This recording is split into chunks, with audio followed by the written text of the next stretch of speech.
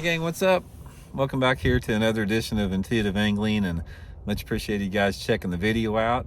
And it's time for another Livescope rant, guys. As promised, anytime that I see Livescope come up on my news feed where it's just nothing but Livescope, you're going to get a video on it.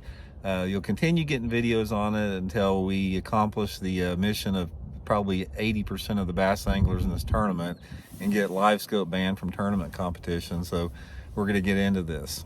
Reason I want to do this video, guys, is like I follow tournaments close. I followed all the Bassmasters, MLF tournaments, Toyota Series, BFLs, all the local Anglers and Action, every tournament around here. Guys, every tournament in 2023 so far has been won in part with Livescope, either completely with Livescope or Livescope played a part in the deal here.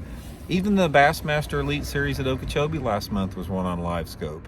And I just want to talk about this again, and I will continue doing it, about how ridiculous this whole thing, and about how many people are really against it. I'm sitting here in the parking lot, guys, at Springfield Lake. I just had two dudes walk up to me as I was filming. I was doing some videos for Megabass. I had two guys walk up to me and basically reaffirming. They go, "Randy, I know you get hammered for Livescope, but I just want you to know that I totally agree with you. I think it's terrible for the sport." Guys, I get that constantly. You can't believe how much I get that constantly. So it's that is like a settled argument that the majority of the people are against it. That's what they are. If you look at the people that are pro Livescope, again, like everything else, follow the money. They either have some type of financial tie, some type of a sponsorship. The loudest pros, most of them have some type of a sponsorship or relationship with the electronics companies, or they are benefiting financially from using the technology, incorporating into their fishing, and they don't want to see it banned. Now, that being said, I want to make it very clear right here, before anyone goes off in left field, I am not saying anybody is a bad person for using Livescope. If you're using Livescope and you're a professional angler or you're a weekend angler, you're basically following the rules and you're doing what you think you're going to do to maximize your chances to do good in a tournament. I get that. I completely understand it. I have always put 100% blame on this problem on the tournament organizations. They are the ones that allow it. They are the ones that can regulate it. They are the ones that can stop it. Anglers are going to continue to use it, or some anglers are. There's a lot of anglers like me that it's out of principle we don't use it, even though our performance suffers. But it's sort of like, you know, it's principles. Like, people have principles they stand up for, and this is one on mine.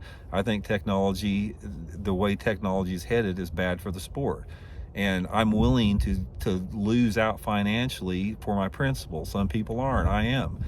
But the point is, it's the tournament organization's fault that we do that. But one of the things I want to talk about here is I want to bust this myth that the biggest argument that I hear from the pro Livescopers is, just because you can see them doesn't mean you can catch them. I'm calling BS on that. That's not the point. The only reason these guys have been winning the tournaments with Livescope is because they're seeing them on Livescope and catching them with the Livescope, because that is not a valid argument. People are able to see fish that they cannot see any other way. They're seeing groups of fish and catching groups of fish that were invisible to our eyes before. Now, why is this a problem? There's a couple different reasons for the problem. Not just bass fishing, but crappie fishing, you know, guys that snag spoonbill, everything like that. Eventually, you're going to have a strain on the fishery. How long that takes, you know, that remains to be seen. But everybody cannot become better and better and better and catch more and more and more fish. There's still a lot of meat eaters out there without having some type of an impact on the fishery. And then also, we've talked about the financial disparity. It creates an unlevel playing field because some people can't afford that technology. They're in the same tournaments, they simply can't afford it, so they're behind the 8 ball because they can't afford it. And then we've talked about the fact that, you know, it's ruining the mystery and the magic of the sport, which in my opinion is the real thing. We talked about the thing that every other sport out there has equipment regulations except bass fishing. It's like the bass tournament rules will not allow me to use a canoe. If I want to have a canoe with a 55 quart live well in it and use it in a tournament to take it up as far up a creek as I can get, that's illegal. But it's legal for some dude to have $30,000 worth of electronics and be able to see fish within 100 foot of the boat from a 360 degrees moving live in live imaging. That's legal, but I can't take my canoe out there. So it's, again, it all gets back to money, and that's what I've always said about Livescope and forward-facing sonar. All it is money. It's about the money that is given to the tournament organizations. If the money wasn't there, the tournament organizations would cave to the people that do not want Livescope, which is the majority.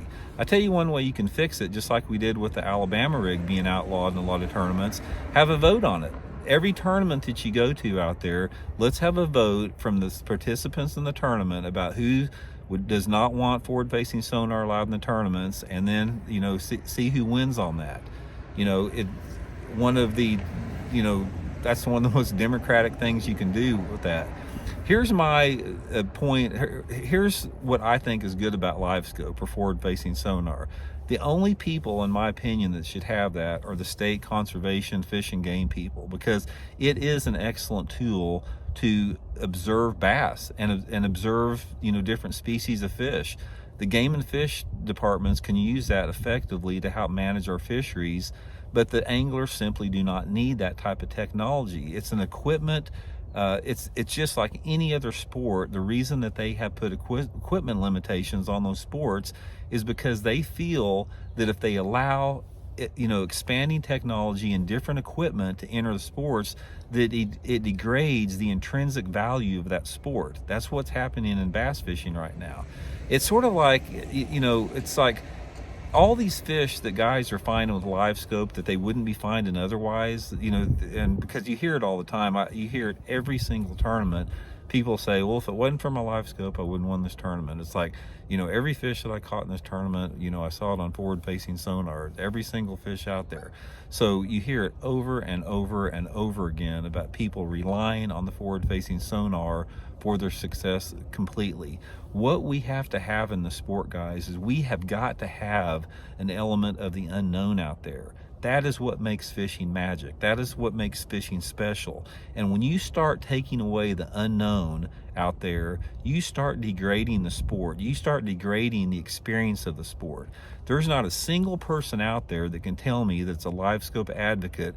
You tell me one benefit that Livescope brings to the sustainability of the fishery over the long term. Zero. There's not a single thing that it offers positive to the sport in sustainability terms that will allow our fisheries to be sustainable for the next generation. It's nothing. All it is allowing people to catch more fish, finding fish they never knew was out there before, and exploiting the fishery from that means of technology. It's sort of like, to me, it's like the Denali National the Denali National Wildlife Park in Alaska out there. I know I'm probably never going to see that in my entire life, but to me, it's comforting to know that that's a home to grizzly bears and wolves and wild things that, unless they're getting killed off by trophy hunters, but just to know that they're out there, I don't have to see it and I don't have to experience it. There's an element of comfort and satisfaction knowing that those creatures are protected to some extent in those parks. And it's the same with these fish that guys are catching and win tournaments on Livescope. I've known forever that those fish are out in open water. There's no doubt in mine. I've known it for 50 years that the majority of bass in our lakes roam around out in open water, and they need to be out there they need to be unmolested, roaming around in that open water out there. That is what creates a sustainable fishery, is having a population of the fish that are undisturbed, that can continue the life cycle out there, where they're not caught, where they're not flayed out and not, suffering from barotrauma from getting caught 50 feet deep live scoping and having delayed mortality with it. So anyway, guys, just another rant. You're going to hear the same thing over and over again as long as my news feed gets covered up every week with, if it wasn't for my Livescope, I wouldn't win this tournament. I caught every fish on forward-facing sonar. I was just blah, blah, blah about forward-facing sonar. As long as you hear that, you're going to hear me standing up for the little guy out there, standing up for the 80% of the people in this country, bass fishermen, that do not want forward-facing sonar legal. And so it's just going to be this ongoing battle. So anyway, guys, thanks for tuning in. Again, if you're a live scoper and every video you put up there or every post you make, you hashtag Livescope, I'm not dogging you. You're operating within the rules.